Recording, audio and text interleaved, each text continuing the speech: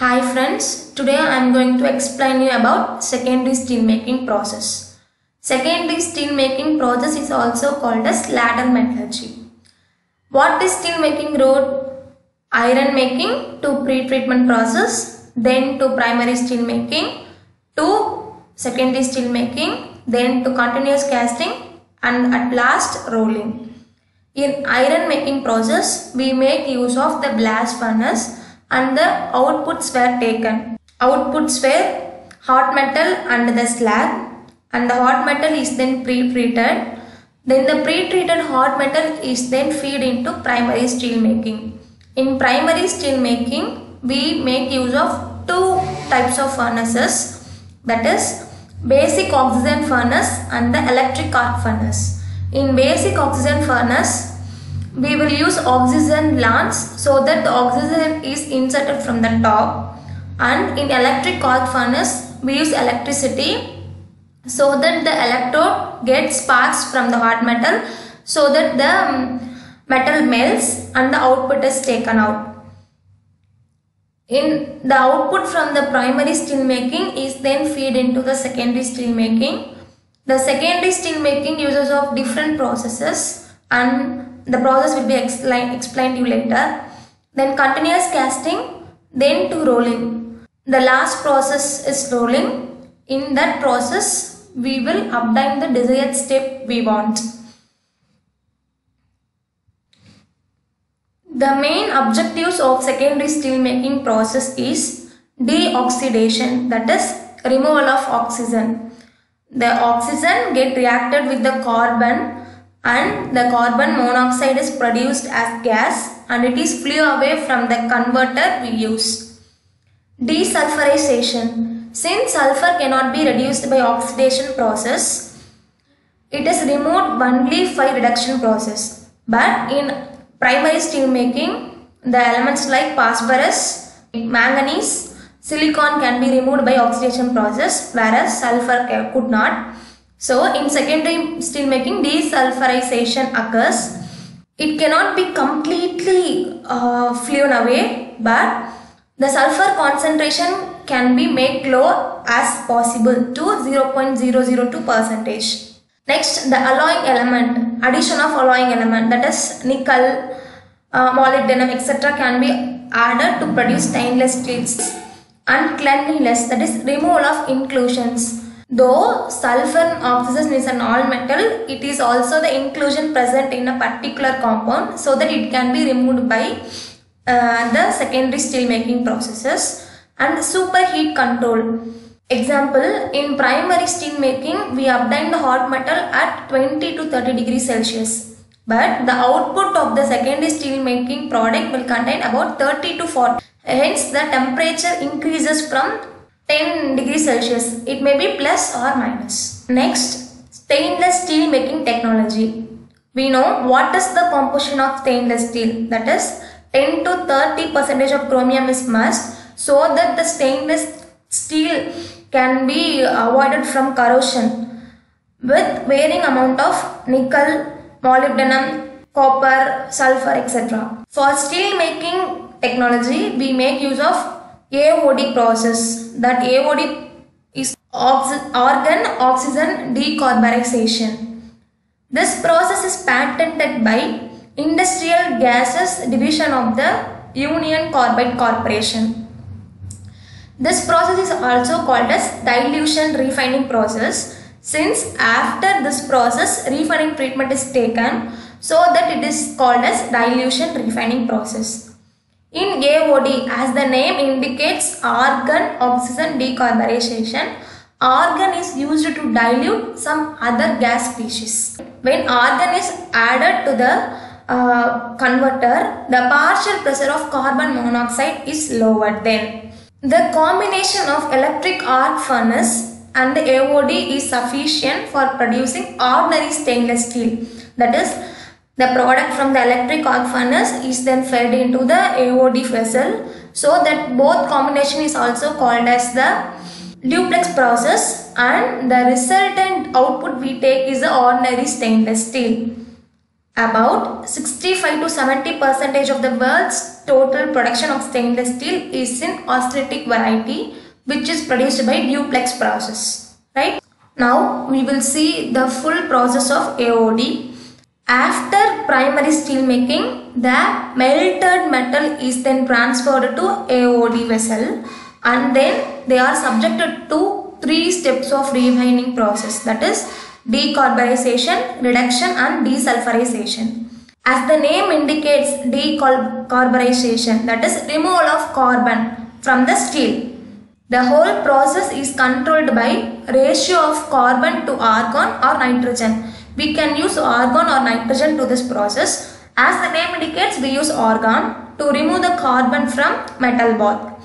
Normally, tapped out metal from the primary steel making consists of flux, that is lime composition, and zinc oxide, chromium oxide and nickel oxide in the slag, right?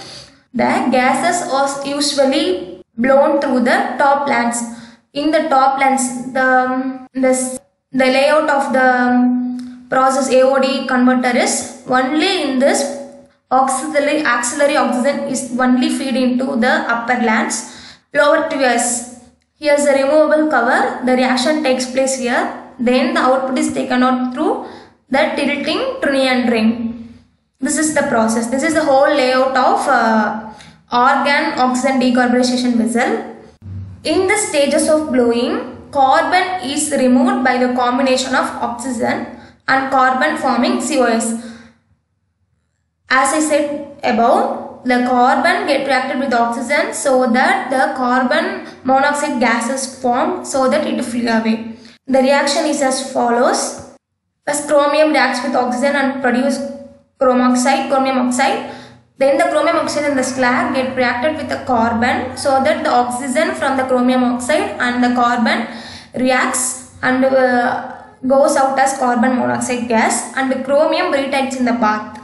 Since we will produce the stainless steel, the chromium content must be as high as possible so that the stainless steel could not corrode. Burning of carbon increases the bath temperature also. By the end of the process, 97% of chromium is retained in the steel. As I said above, chromium content is high as much as possible.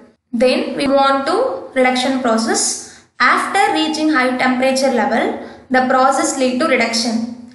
Reduction recovers the oxidized elements such as chromium from the slag. Since Cr2O3 is formed above, it recovers it from the slag and retains it in the slag itself. But by the addition of the lime, the reduction of Cr2O3 is derived and the slag is managed by keeping the slag fluid and volume small. This is the reduction process. After the reduction process, desulfurization process occurs. The desulfurization process is achieved by high lime concentration. Since the sulfur is present in the metal, that is steel, so that it is removed by the high lime concentration, that is CaO. Here CaO and sulfur get reacts and produce CaS in the slag and O, oxygen in the bath. Here addition of lime is to dilute sulfur. Whereas aluminum and silicon can be removed by oxygen through oxidation process. What are the advantages of AOD process? It increases quality of the steel. Since chromium retains more, the quality of the steel can be increased. Low cost per ton. It is a low cost. Precise control of carbon to 0.01 and lower. Since carbon cannot be removed completely, but it can be lowered to 0.01% and rapid desulfurization and cleaner metal with low residual oxygen. This is the layout of that AOD converter. The oxygen is fed here and the removable cover. The output is taken out through the tilting Trinnion ring and gas injections to the argon gas or oxygen gas is inserted here. Though oxygen gas is inserted here, oxygen with argon and nitrogen is inserted at the TS at the bottom. Next we will move on to BOD process. BOD process affects vacuum oxygen degazing process. Before going to this process, let me see the layout of that BOD converter. This is the VOD converter. As the name indicates, it is a vacuum chamber where no air is there. Vacuum, the vacuum is to be pumped out here, and the addition of copper, the metal to be added here. Then the oxygen is inserted through this, and the organ is inserted at the bottom. The yellow color is the slag, and red color is a hot metal. VOD process. VOD is a vacuum oxygen decarburization. Decarburization process. This is one of the decarburization process, which is extensive decarburization. The charge given to this furnace is melted from the arc furnace. The charge which we feed into this process is taken from the electric arc furnace, and the molten metal from that furnace consists of 0.7 to 0.8% of carbon.